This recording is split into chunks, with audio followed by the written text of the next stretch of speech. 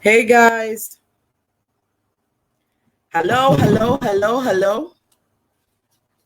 Let me do this. Woo! It's really hot in here.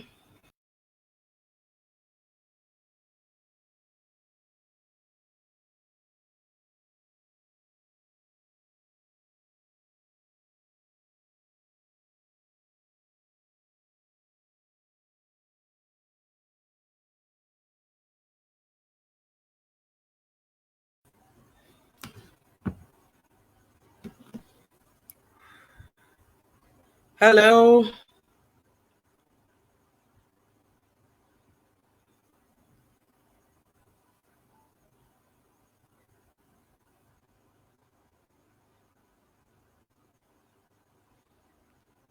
Hello.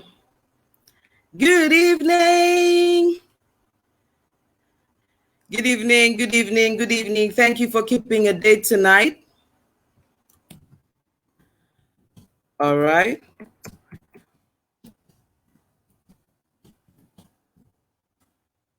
Good evening. Thank you for sticking it out with us until this moment. All right.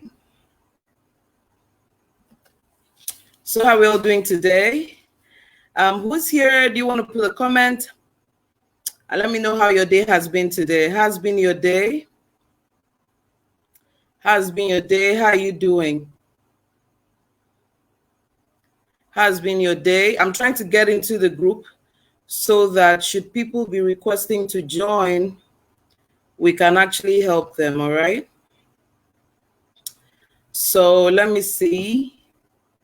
From where I'm streaming from, I'll be seeing people's names. So let me just check.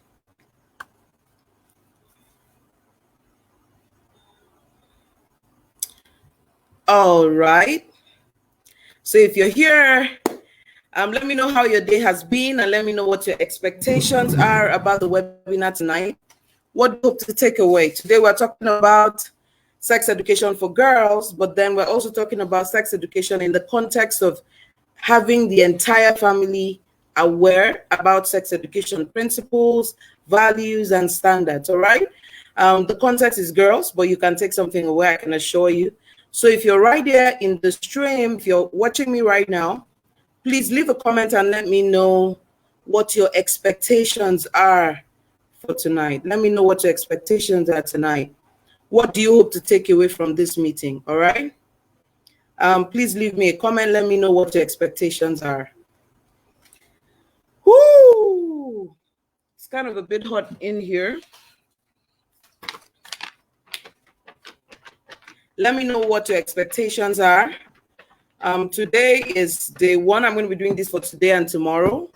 The month of May is usually for me the month of sex education. And I can give you a little bit of history. May is my first child's birth month, all right? So usually just before that birthday, I used to layer her up a bit. I used to say a little more about sex education, a little more. Through the course of the year, we're gisting, we're talking, she's asking me questions. But just around her birthday, I usually like to add something to it. And as is my custom is, I do realize that I wasn't brought to this earth to just raise only my kids. So I like to share from my experiences what's going on with the different things I'm doing with my girls, with the rest of us parents. And through the information exchange that happens at this time, I'm even better for it. I also get to learn from other people how they're going about their sex education processes, all right? So I held my first class on Telegram last week, Tuesday. It was awesome. Good outcome. A lot of people came out and they got value. I mean, a lot of people got value from the experience. And then last weekend, I was on Instagram. I'm just going about all our social media handles because there are the Facebook people, there are the WhatsApp and Telegram people, and there are the Instagram people. We don't want to leave anyone out. So I've been going around, giving these talks about sex education for girls. So I'm going to be starting right about in the next 60 seconds. I just want it to be 10 minutes past 8, and then we would head up, all right? So if you're watching me, I would like to know what your expectations are from the webinar. What do you hope to learn? Do you have questions already? So if you have questions, now is a good time to drop them. So by the time I'm ready to take questions, I would start from the top. All right. If you're just joining, my name is Irene Bangwell. I'm the host of the Parenting Champions Group, and I'm fortunate enough to work with loads of amazing experts in different fields that we all come together to make sure every one of us gets the right knowledge, the right skills in order to help us raise our children into champions. That's why we call the group Parenting Champions. All right. So tonight, sex education for girls, day one, we're talking about educating the entire family. What is sex ed for the whole family? What does that look like? That's what we're going to be talking about today. So let me know what questions that you have. Even if you're watching replay, let me know the questions that you have, and I'll be happy to answer each one of them to the best of my ability. All right. So right about now is 10 minutes past 8, and I am ready to fire away. So first thing first, I've gotten a number of feedback from people asking me, Irene, why are you focusing on girls? Sex education should be for both kids. And that is correct. And that is absolutely true. However, some of us are aware that we are called to do a particular thing.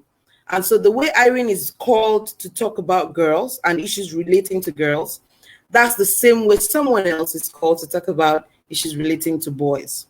As we connect and get to know more people, we'll definitely have coaches whose specialization is raising boys, and they'll be able to come in here to share with us from time to time. So what do I want to talk about today? My first pointer for today. So first thing I want to say today is that sex education is different for girls. Sex ed is different for girls than it is for boys. So even if we want to give a message that is generic, there comes a time where you have to position and focus on one group per time. And my group focus is girls, all right? So why sex ed is different for girls? Sex education has about the same principle for both cases. For instance, the principle of value and purity is the same. The principles of self-esteem around sex education is the same. But the thing is that girls have sex for a totally different reason from the reason boys have sex, all right? So girls have sex to feel loved. It's a way of getting validation from the opposite sex. They want the opposite sex to say they're beautiful. They picked them out of other girls. That's how the self-esteem thing for girls expresses itself in sex education. But when it comes to boys, it's a power play. Boys sleep with girls or have sex with girls in order to demonstrate that they can do it. They want their friends to respect them, because when friends say, man, you can't even do anything, it gets to them. So it's different motivation. And these things are not just on the surface conversations, they really run deep. You cannot just say, she's doing it just to be loved, and just say you can't find love in a boy. It's a deeper issue. And I can tell you firsthand that when it comes to girls, the absence of daddies is part of the root cause of the problem. The absence of validation from home is the root cause of the problem. The absence of someone that they feel like someone that they have a sense of belonging, someone that they feel like, oh, this person can fight for me, this person will do anything for me. Because that is not there, they tend to look out for it in the attention that they get from young boys without even realizing that the boy may be too young to cater for them. All right? So even when girls start going out and dating men and making money, at the bottom of it is a search for that male figure. So you would find that girls who have stable fathers, who are strong role models, who connect with them, have their validation needs well met from home, are not likely to violate themselves as they get into teen years. So that's why I'm very particular about digging deep into the foundation of all the sex-based problems that girls have. I was telling someone the other day that I've met a couple of young boys who are being pressured by girls to sleep with them. Like when we're growing up, the whole thing was that don't let the boy deceive you. But we have a generation where girls are asking for boys to sleep with them. So you know something fundamental is wrong, all right? Something fundamental is wrong, and it's not a surface conversation. It really runs deep, and we need to start digging deep and looking into it, all right? So I wanted to start tonight by stating very clearly that sex education is different for girls. Is different when it comes to girls. Not more important than boys' sex education, but it's just different. And I want to focus on digging deep and sorting out all the issues I've been able to identify that come with why certain girls are prone to making certain sexual choices and how as parents we can support our kids. All right. So where are we going from here? A few weeks ago, all right, a few months ago, sometime last year, I had an interesting situation at home. I came home one day and I found a letter, not a letter, a sheet of paper that had 22 or so questions relating to sex. Have you had a blowjob? Are you horny? Different things. And I found them by my children's stash. And I kind of freaked out when I saw it. And when I saw it, I was concerned about two things. Number one, I had a first daughter my two daughters actually, they read anything on their pathway. They read for fun. They say sheet of paper, they read what's in it. They ask you questions and all. I couldn't imagine them asking me those kind of questions because as far as I was concerned, it was way ahead of them, all right? Fortunately for me, the girls had not seen it. The girls had not seen this paper, and it was dropped by someone who was with us at the time. And when this thing happened, I was worried. I was worried for two reasons. Number one, if my daughters had seen it, the words would stick. If the words stuck, they could Google. If they Google is a madhouse. But then it just occurred to me too that there were many things to learn from that experience. And that's some of what I want to share tonight. How do you wake up one morning or come back from work one day and find in your children's stash of arts, crafts, and resources, there's a paper asking, are you horny? Do you have a blow? Have you ever had a blow job? Have you ever had a head and all of that? And you're looking at it and you're knowing, this is not my children's handwriting, but what's it doing in their lot? So I discovered that, look, sex education needs to have a different, have a whole comprehensive perspective at home. What do I mean by comprehensive perspective? I mean that sex education where as parents, we call only our children into the room. You know what I'm talking about? A relative comes, someone moves into the house, then you call your children to the corner and advise them. And you think you've done a fantastic job. Something is wrong. It's not complete. It's not complete in any way. As long as you have relatives living with you, domestic helps living with you, people passing the night, sex education needs to be for everyone. There is a time to call your children into the room and talk more intimately with them. But the people in your house, you must strive to shape their own personal values. You must try to shape their own personal values. You must try to support them. You must try to change who they are. From my experience working with teenagers since 2010, teenagers, young adults, I've had the privilege of fostering 4 kids, 5 kids, 2 boys, 3 girls. In the experience I have had, young people make sex decisions based on their personal value. Young people make sex decisions based on their personal values, how they see themselves, their personal sense of worth and all of that, right? So it means that if a young person moves into your house, you have to do something about the sense of value that they place on themselves, right? You have to invest in it. And I'm going to tell you why in a bit. Some years ago, I walked into a Sunday school church and saw a female nanny putting her finger in a baby's vagina.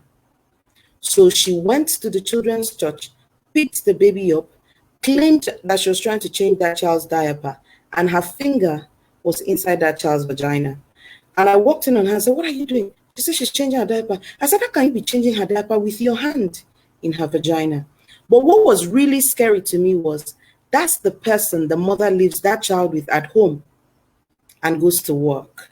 What happens is when you're not at home and your little baby cannot talk, someone else who has a poor sense of value, who has excited certain things in her, is using your child as a tool. So when you bring in people into your home, it is of priority for you to get to know how they think, what they believe is right, what they believe is wrong.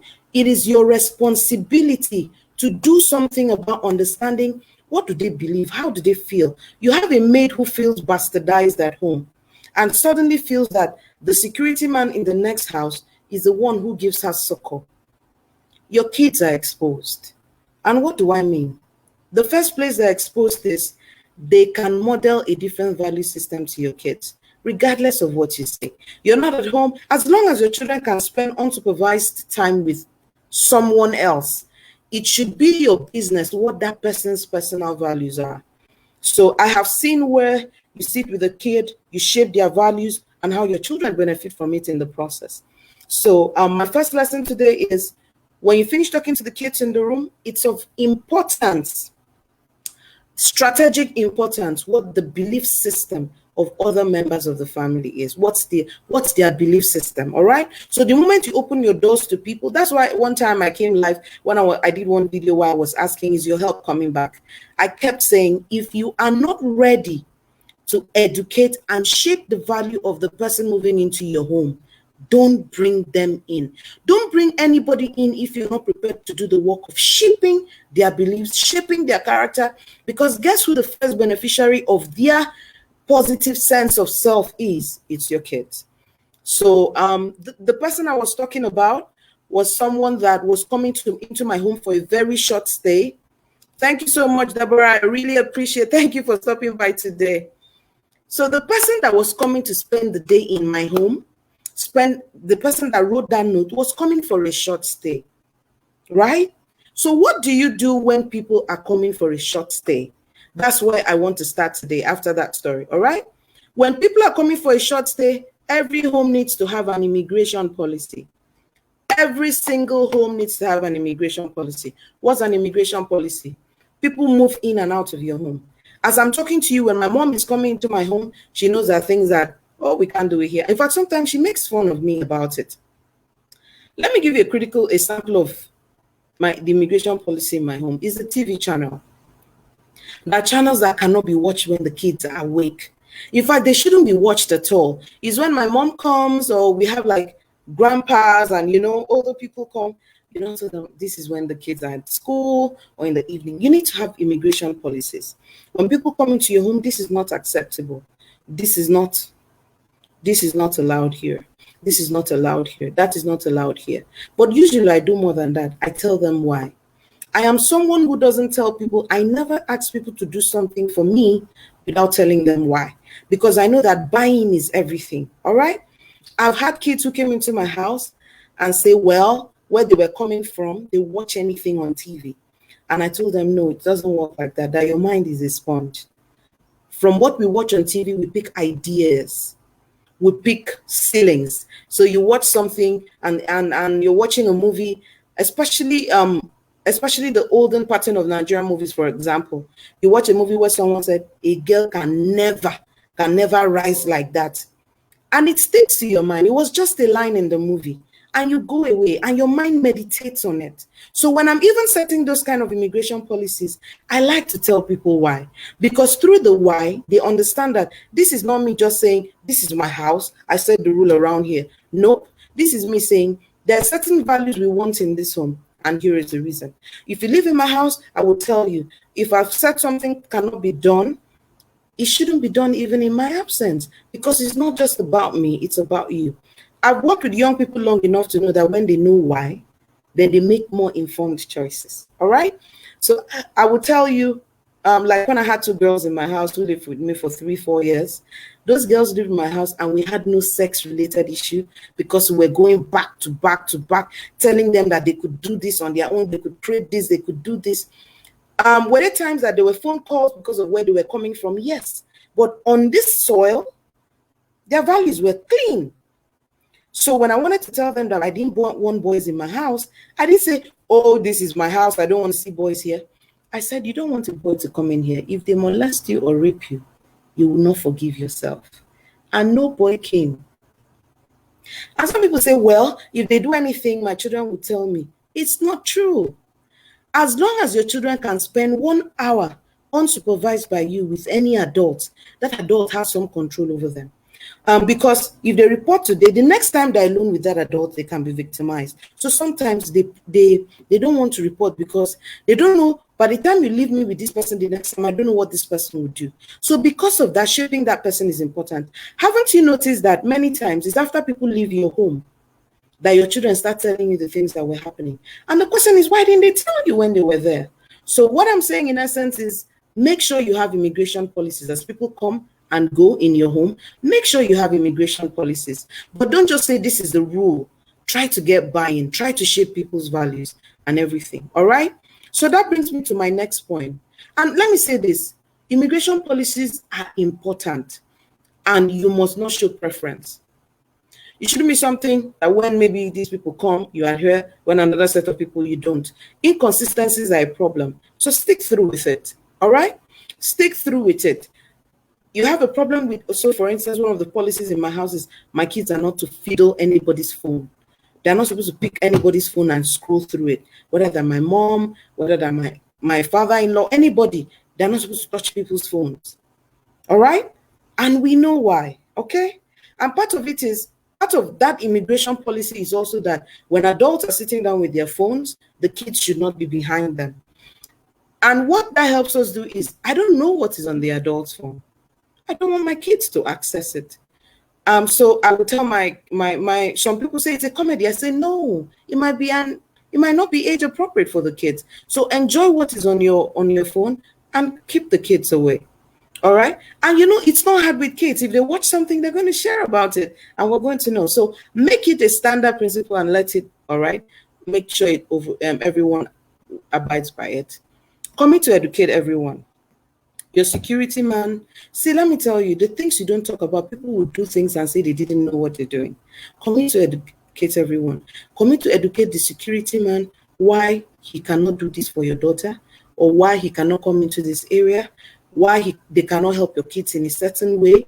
For instance, one of the things I taught everyone that comes into my house is that they must report my children to me. Don't do them a favor. Don't cover them up. Report them to me. And I told my kids, when you make a mistake, you tell me.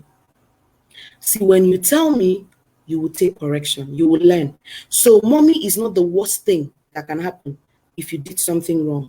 That is not the worst thing that can happen if you did something wrong. God put us on earth to correct you, to show you a better way to do stuff. So what happens is when we come into the house and the kids have done something wrong, they walk up to me and someone asks me, wow, why did you do that? Because there have been kids that were sexually abused because an uncle, an auntie, a relative said, I won't tell mommy, just let me do this to you. If you don't allow me, I'll tell mommy that you did this. If you don't allow me, I'll tell that you did this. Because they think that we are the worst thing that can happen to them when they're in trouble. They will let people molest them just so that they don't get into trouble with us. So commit to educate everyone. Tell your driver that kids should be reported if they misbehave. Tell the cleaners, tell everyone what the standard is. And let people know that if I sense that you're violating any of this code, you're going to go. In that way, I have had maids who told me, I have learned how to take care of my kids from you. I've had someone who say, if my daughter behaves like that, I'll be angry. I'll ask them, what are you angry about? Does the child know a better way? You're a parent, you're a teacher, you're to teach. They made mistakes for you to teach them. Show them another way to do it and tell them what they did and how they did was wrong. So you take out, we're still talking sex education here, so that you take out the tendency for your children to run away from you into harm, right? Some kids are living under the same roof with their parents, and people are abusing them and blackmailing them in the process. So commit to educating everyone. Make it as transparent as possible. There are things you tell your children inside the house, but generally, talk about it out here. The value of honoring our body. All human beings are important. All human beings are valuable. All human beings have the ability to have self-control. It is wrong to touch a child by the private area, whether it's breast, whether it's in your house. We don't allow for people to say, this is my wife, this is my husband. All right. Males and females cannot share the same toilet. All of those kinds of things. Commit to educate everyone. All right, let me read some comments that are coming in here right about now. So I agree that we should tell a child why certain things be or not be done. Not just saying don't do. They should learn the essence of why they're doing a thing or why not. Yes, it helps them make a better decision another time. But you know, in the African climb, our parents say, just do what I told you. Just follow what I said, right? They don't realize that when a child knows why, they can make a better decision another time. When a child knows why, they will make a better decision another time. If you say, do it because I said so, they don't have enough compelling reason or conviction not to do it another time, especially when you're absent. So commit to educate everyone. Commit to educate everyone. Don't hide and tell your children, don't let anybody touch your breast. Tell it there in the open. Nobody should put their hands on my children's breast or their penis. It should be a public policy.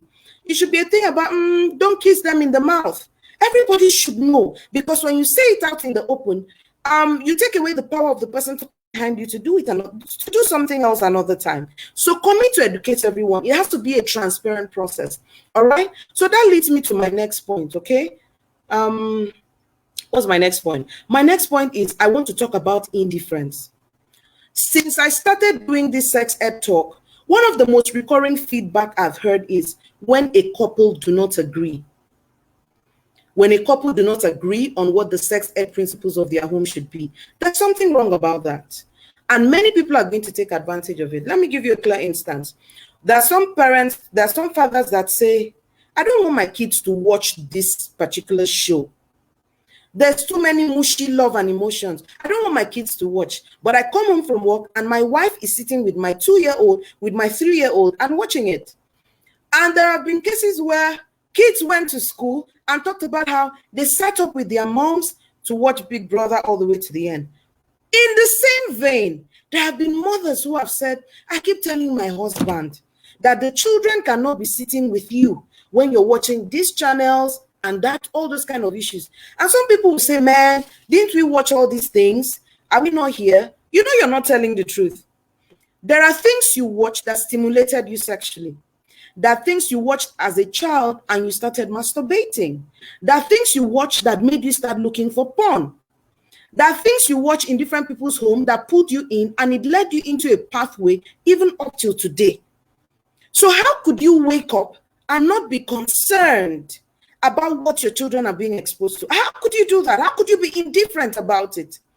Do you know how many girls are wild today because right in their homes, they watched junk and uncle was there, took advantage of their, how they're feeling cozy, kiss me, this, that, and that's how sexual abuse started. And by the time they were done, they had no value of the sex process, so they can do anything, anywhere, for any reason.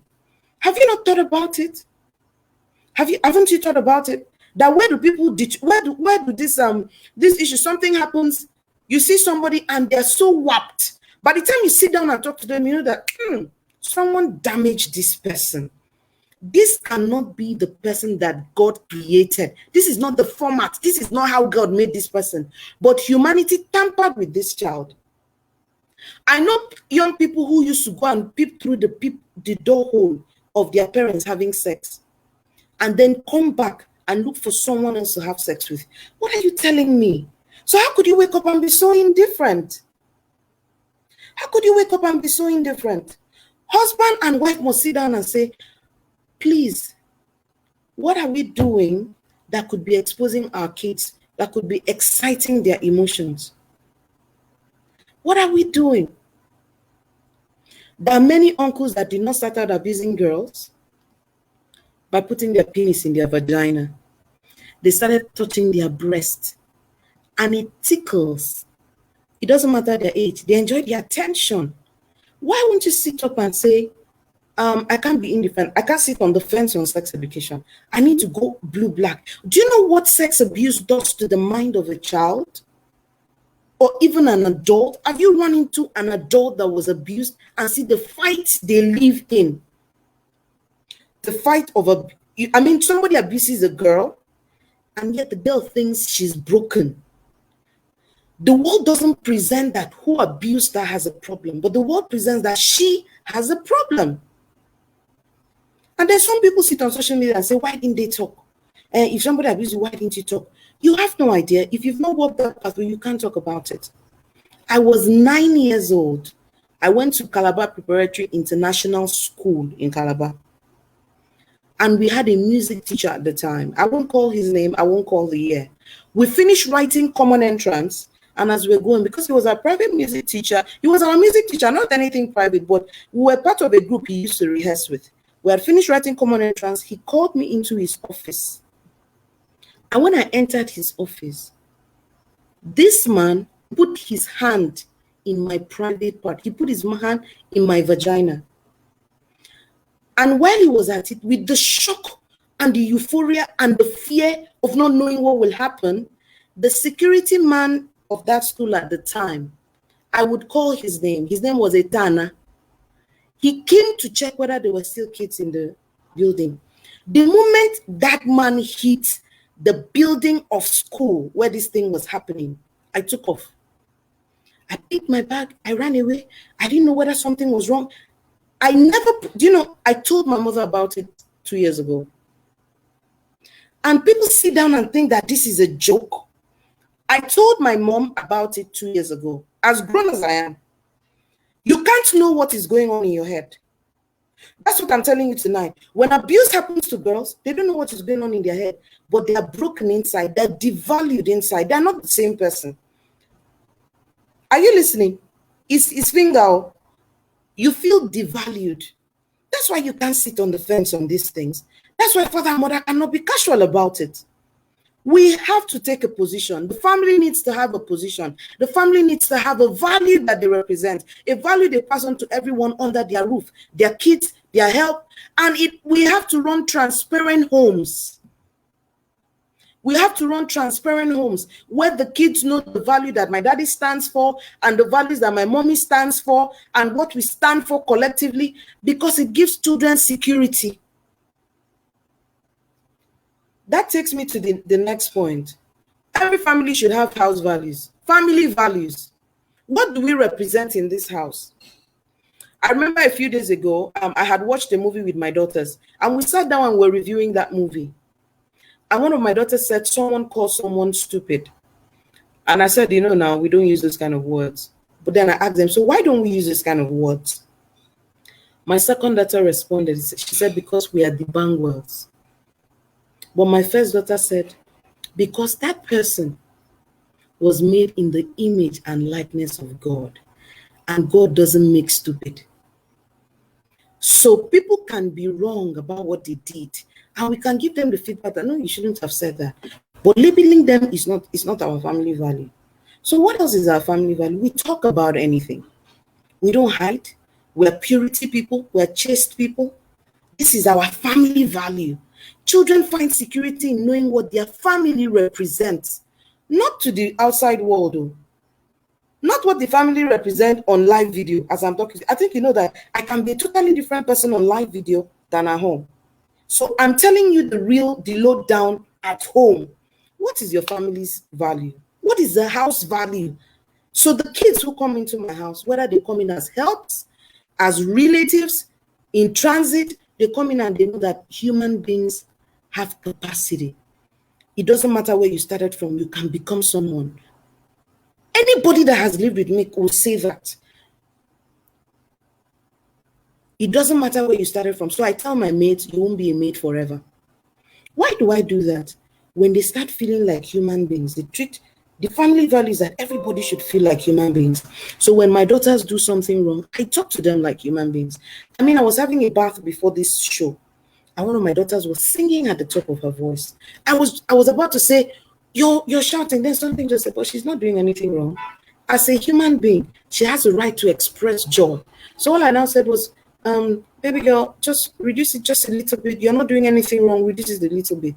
When we have core family values, they will translate into anything we want to teach our children, including sex education. It's possible to have a home that is abuse-free.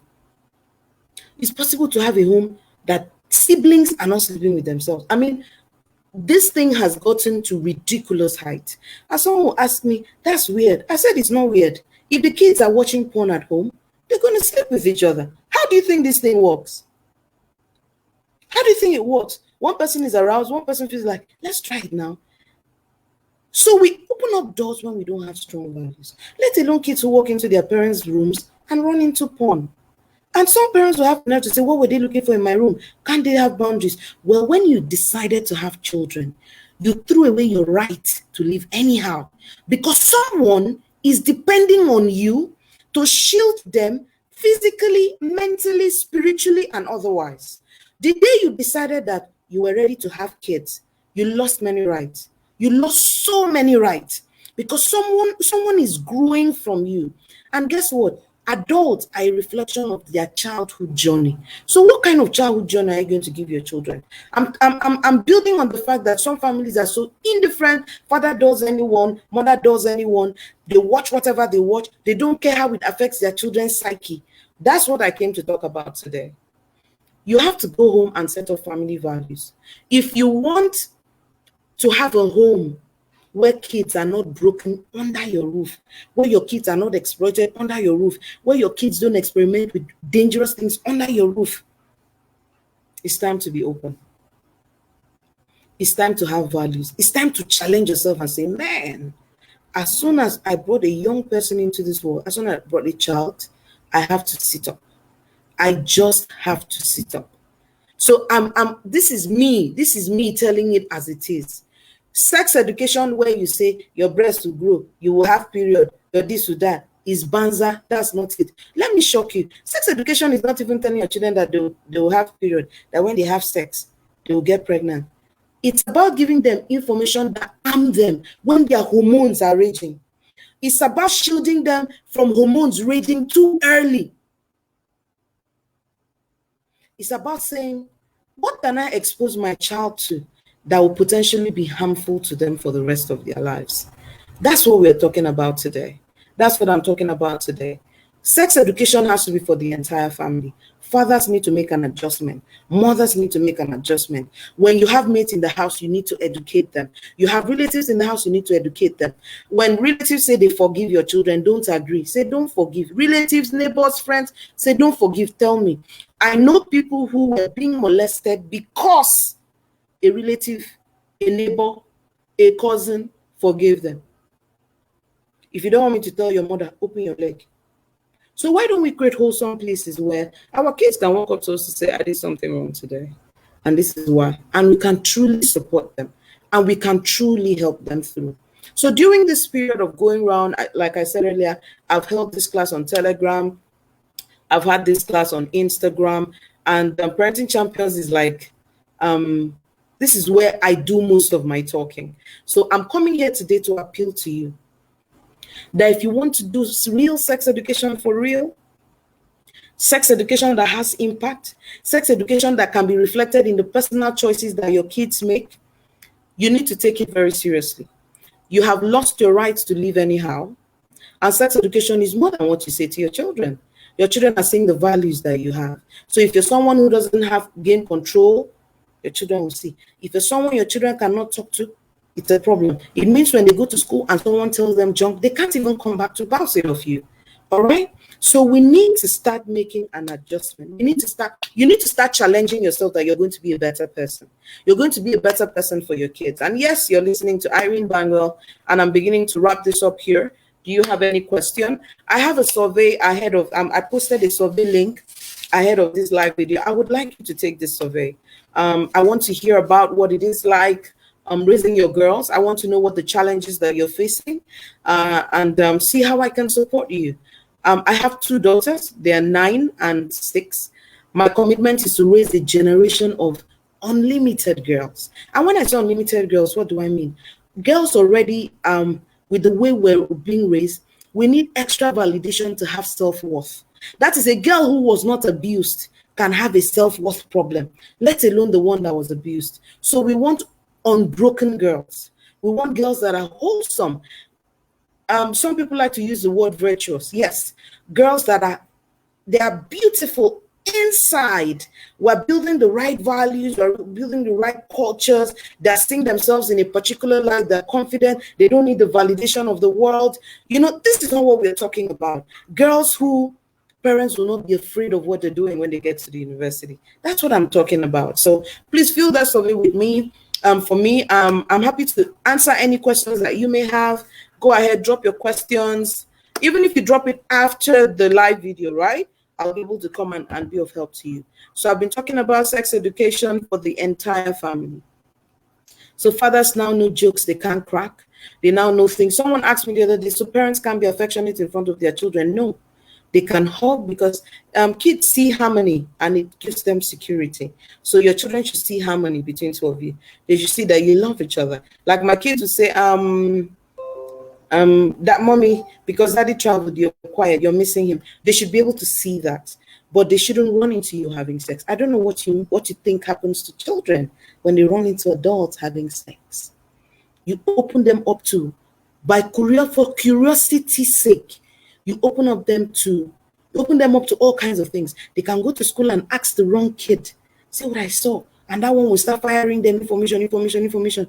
That is not age appropriate for them. That exposes them to a whole lot. You know, we say, I've seen something, I'll bring a phone tomorrow, then I'll show you. We'll now take our time and understand it.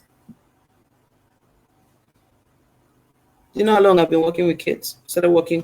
The first kid I worked with officially was in 2008. I've come a long way. I know what I'm saying.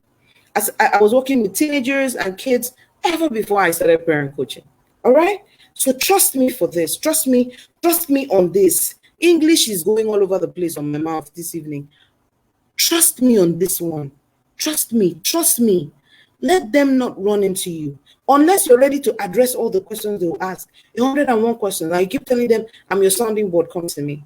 So what am I going to be talking about tomorrow? I'm going to be addressing some of the myths parents have. So many parents have a lot of beliefs. I want to address that tomorrow. Some of the myths about sex education, won't it spoil my children, you know, all those kinds of stuff. And also some of the things we believe that are not true. So I'm going to be addressing that tomorrow. Do you want to invite your friends, family to join the group so they can be a part of this conversation tomorrow? I want to thank everyone who came here. Deborah, you're my superstar. Thank you for hanging in with me. Thank you so much. Thank you. So I'm going to be shutting out right here, right about now. I look forward to getting your questions in the comment section. Remember what I was talking about today was educate the whole family. Have family policy. Let everyone know. Be transparent about what's acceptable and what is not acceptable. And most of all, I want to leave you with this. Don't make indifference expose your children to avoidable risk. Don't let indifference expose your children to avoidable risk. I want to thank you for hanging out with me today, whether you watched live or on replay. Thank you for being here and listening to me. Thank you for giving me of your time. I appreciate you a lot. God bless you. Good night. Bye-bye.